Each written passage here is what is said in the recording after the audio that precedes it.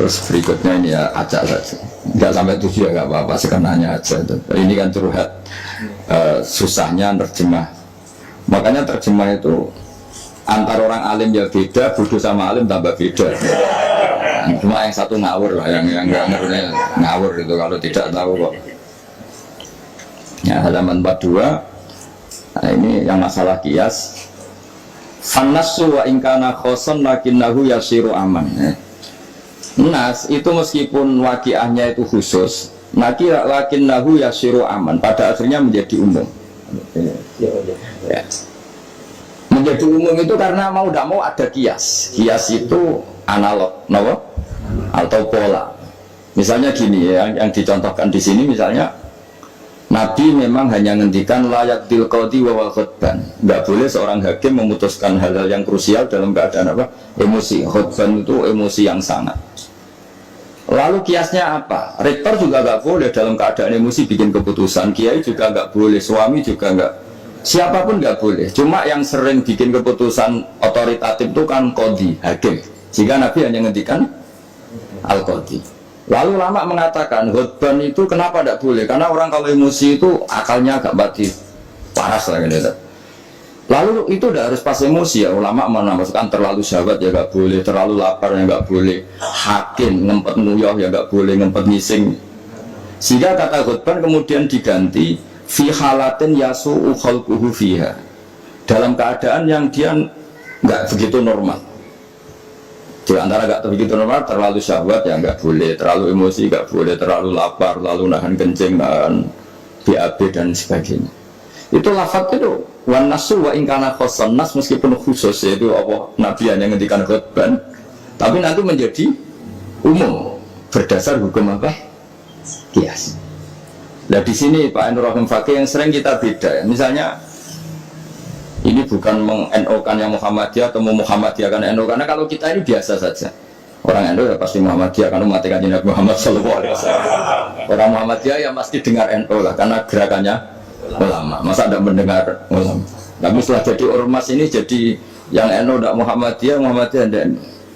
Misalnya kamu NO ditanya Allah, akun tamin umati Muhammad, ya maaf, itu bahasa Arab umati Muhammad itu. Muhammadnya tak kau iki anut sopo ya anut lama. Jadi tapi ngomong nganggur geger sebenarnya. Nah kita termasuk yang nggak nganggur jadi tempat geger. Saya beri contoh.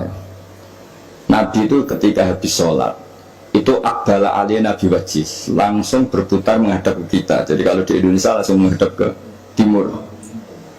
Itu ada yang mempraktekkan dan itu baguslah, semua teks hadis seperti itu. Tapi di beberapa hadis itu insorofaan yamini, kadang insorofaan simali. Karena begini, Nabi itu kalau sholat itu orang yang dari 7 kilo, 8 kilo semuanya lari kepengen makmum Kanjeng Nabi. Sehingga kalau makmum Nabi ini bahaya ketika itu asal seferawah.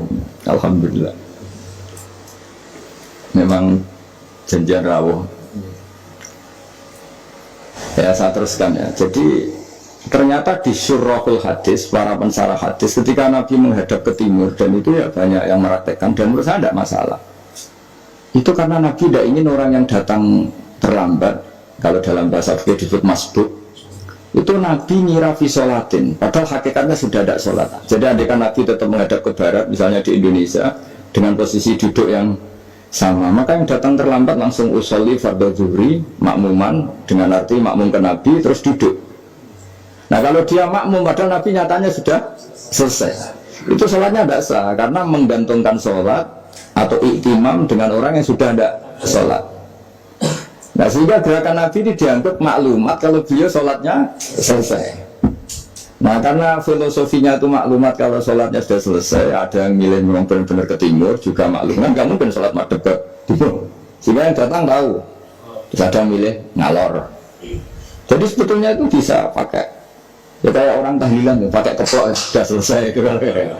Sebetulnya bisa pakai apa saja, yang penting memaklumatkan kalau sholatnya itu selesai. Ya ini yang ngendikan tidak saya, kitab Fathul Bari karangan Ibnu Hajar al-Asqalani, Syarah Bukhari paling populer. Nah itu yang disebut Sayyid Muhammad wan nasu wa ingkana khoson fa innahu yasirun aman. Ya kayak tadi misalnya laitil qadi wa huwa khutban, kemudian khutban ini memasukkan semua kondisi yang kita kurang fit. Itu nggak boleh bikin apa?